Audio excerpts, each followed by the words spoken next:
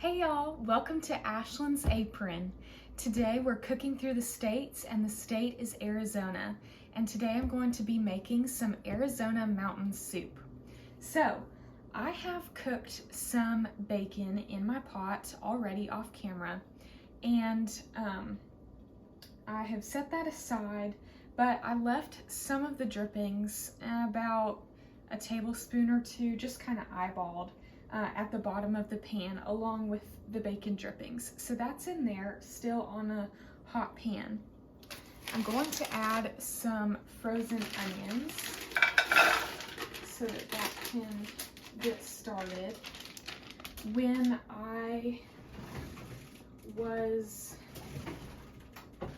at the store, I wanted to get, a fresh onion that I would chop, but with all of the shortages and things, there was not a white onion that I wanted.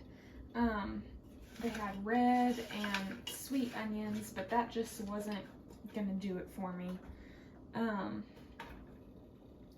So I was like, that's fine. I'll get some diced onions that are in the freezer section. So I go to the freezer section and still it's basically empty. No diced onions. I thought about getting some of the mixed vegetables that had the little diced onions and picking them out, but I thought, no, that's too much trouble. But then as I was about to leave, I saw these pearl onions. So that's what I'm using today. And as I was thinking about the whole recipe, I thought, actually I think that will be really good because a lot of this base of the soup is beans and rice, and just how these little pearl onions will taste with all of that. I think it'll be really good. All right, so since these are frozen and I didn't thaw them, it may take a little more time, but I'm also not worried about making sure they cook down like I would if it was a fresh onion, where I would want it to kind of be a little more translucent. I could wait to do that just a little bit, but because these are more pearly, I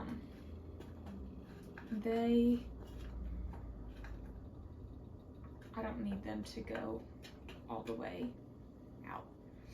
All right, so what I am going to do, this is a trial and error recipe, but I want to show you that, I hope you can see, the onions have taken up the little bacon bits, but there's not a lot of grease at the bottom. I guess I took a little too much out. So I'm just going to add the tiniest bit of olive oil. With anything that you get from these videos, I hope you will get that when you don't find something in the grocery store, you can modify, even if you have to modify to plan C, like in my case. And also I hope you learn that, when things don't look right, like how I took too much bacon grease out, you can add a little bit of olive oil to kind of help that cook down a little bit. And it'll also help when I add the broth of the soup. But for now, I'm pleased with that. I'm going to add 3 cloves of garlic, which in my case is about a tablespoon. And I like some garlic flavor, so it's actually going to be a little bit more than that.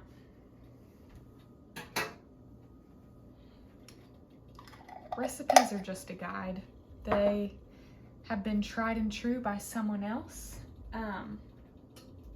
but it doesn't mean you can't add a little more garlic or a little more seasonings if that's what your taste buds desire. So I'm gonna cook that down a little bit, but then as I do that, I'm going to show you what I'm gonna do next.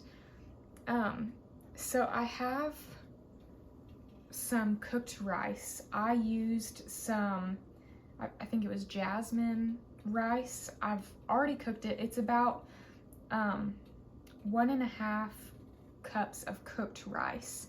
So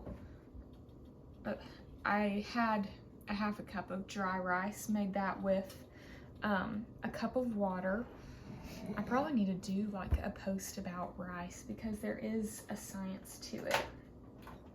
And you know, y'all, you probably were watching this video and thinking, well, duh, the eye that she has on is not the one. So that's why. That's why the onions are doing that and why they're not cooking like I want them to. Oh my word, y'all. Welcome to Ashlyn's apron. I do know what I'm doing. Oh my word. And just like that, with the heat, I was wondering why it wasn't doing what it needed to do. It's because it was on the wrong eye. I wanted to put it at this closer eye to show you, so that you can kind of see more what I'm doing. But normally I do put it on the back eye because it's a little bit bigger. Wow, so just like that, miracles happen when you put the pot on the right eye. Who knew? But I do think the little bit of olive oil is gonna help overall with cooking this.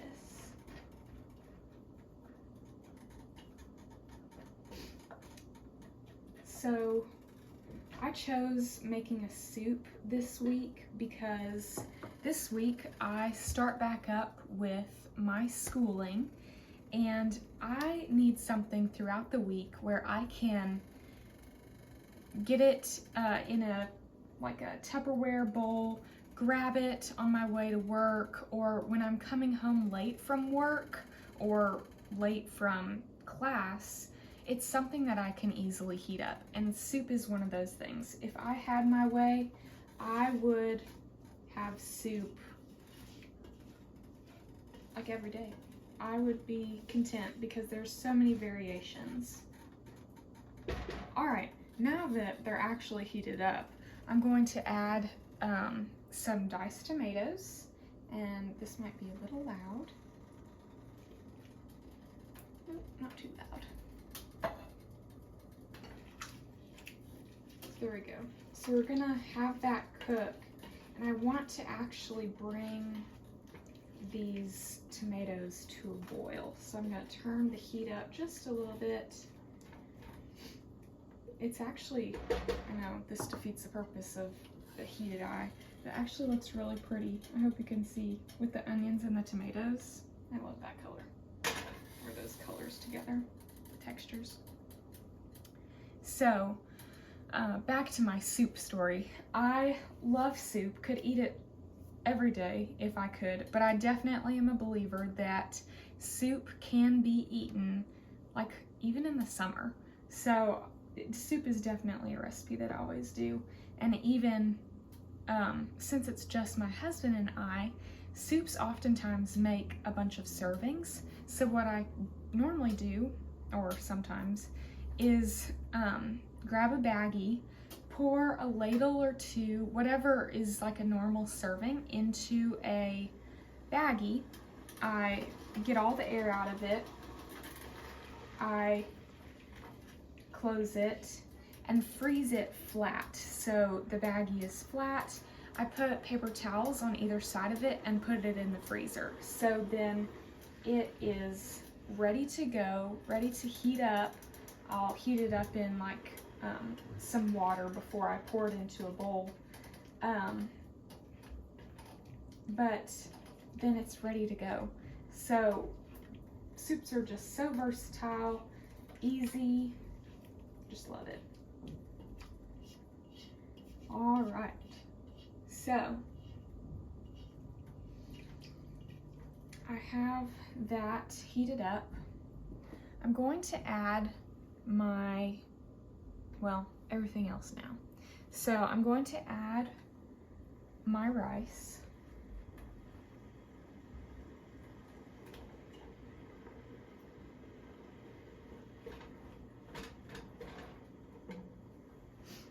I'm going to add my beans. So this is a mixture of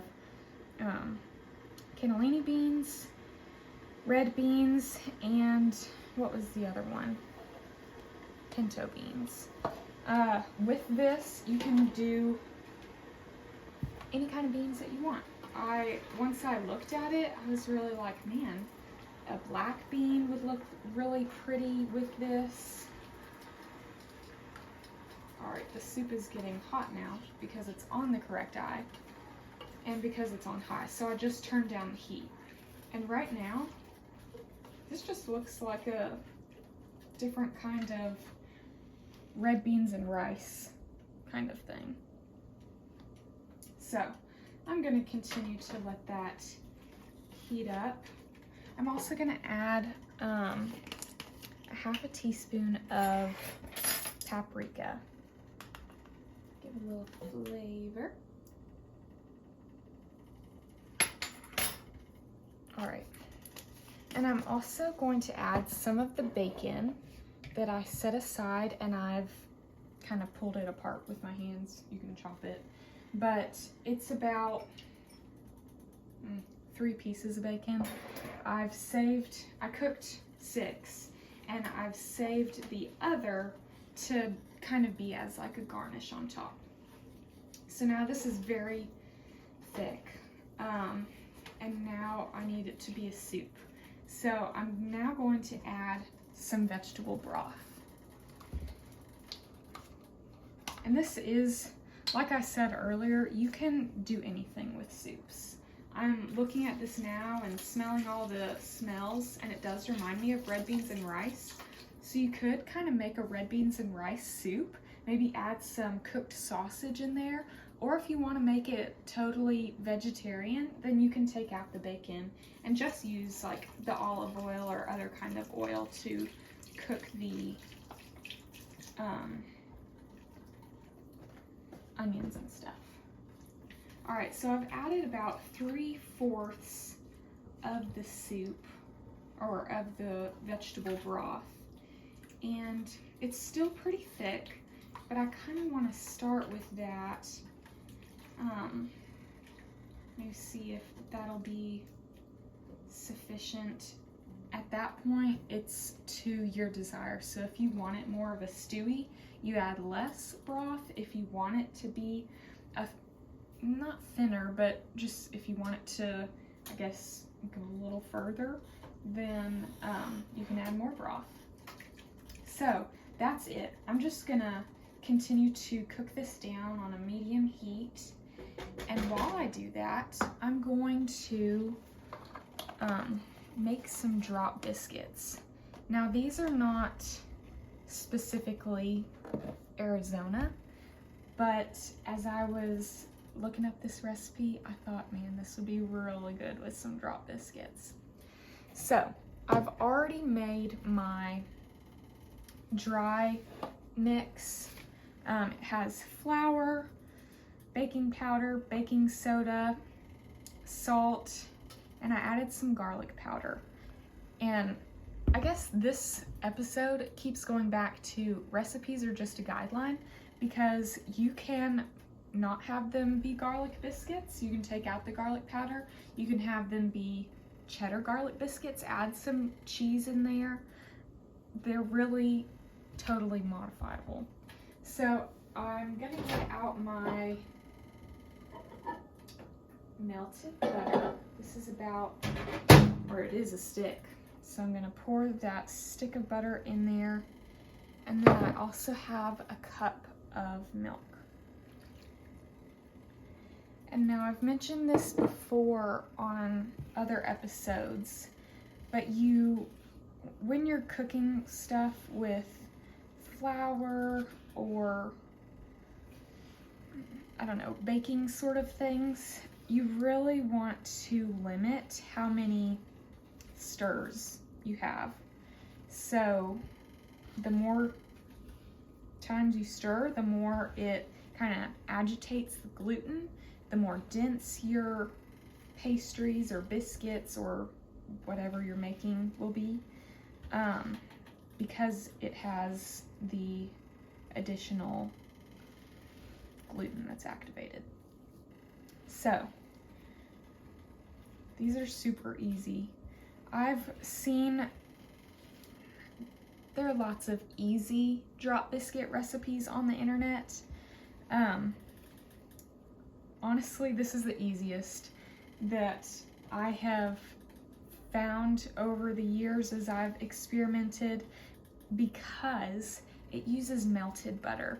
Oftentimes the easy recipes still ask you to have cold butter that you've cut up and then you work it into the dough. But this, I'm done. I didn't have to do all that, wait till it's a pea size or whatever.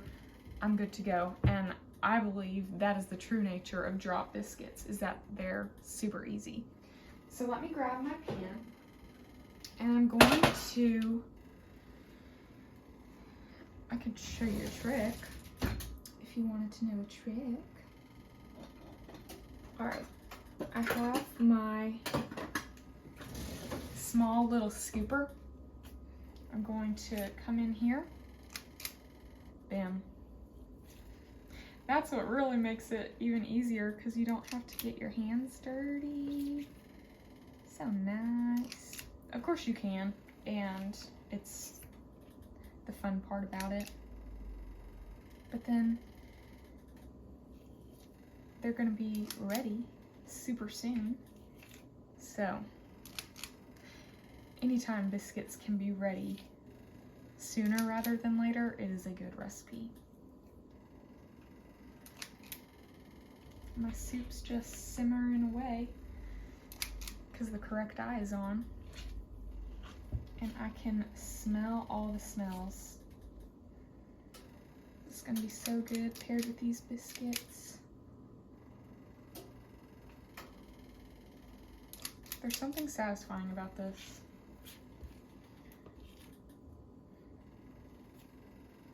It's also important to have similar sized biscuits so that they all cook the same. And sometimes that's hard if you do it by hand, because at least for me, I often, somehow they tend to get bigger and bigger, or smaller and smaller, most of the time bigger and bigger.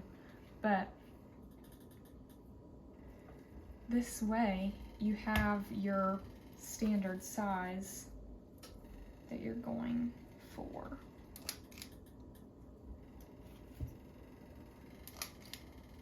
And I actually kind of am making them just a little bigger because I'm adding a little bit more on the top, so I'll go back and add a little extra to the other ones.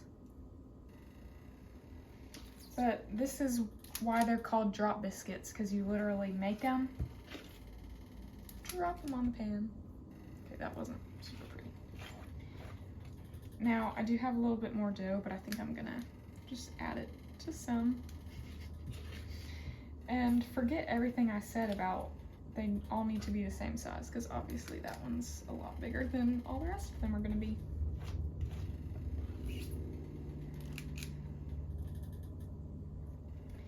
We had a chilly snow day this weekend, and this whole meal is the perfect recipe, in my opinion, of a snow day, a day in, snuggling up, being warm. It's just perfect. So I have made my biscuits.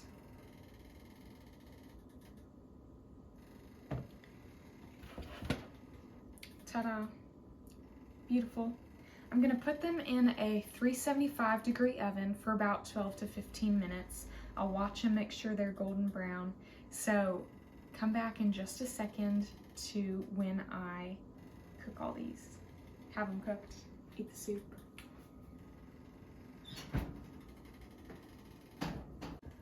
All right, so the biscuits have just come out of the oven and they smell so good.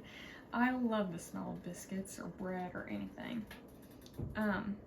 I did give them a little more time to cool, so I'm going to try one. Look how perfect this looks. I mean, I have maybe a little bit more perfect ones, but oh my word, I just love it. And I don't want to touch all of them, but I mean, this is what I think of when I think of drop biscuits. Like very rustic, very just, I plopped this on the pan. All right, so now the test.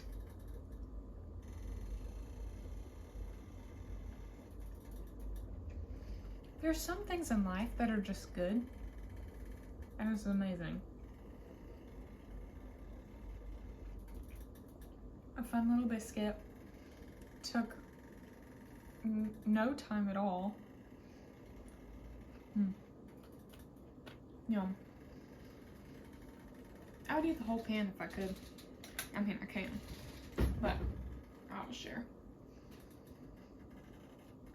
All right. Now I'm going to try a little bit of soup on camera. I want to get a little bit of everything. So, ooh, you can see the steam off of it, but this bite, now I don't want to get it on the biscuits, but I hope you can see that this bite has bacon, it has onions, it has the beans, it has the rice, it has the tomatoes. Yum.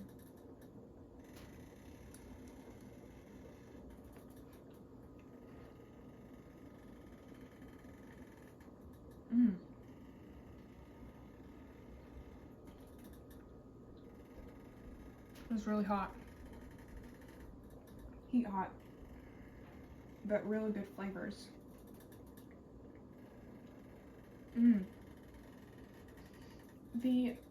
It has like a very rusticy taste. Probably comes from the bacon, but also mixed with the beans and the rice. It's just very homey and cozy. I hope you enjoyed this episode as we cooked through Arizona. All of these recipes are going to be listed on my website. Thanks for joining me.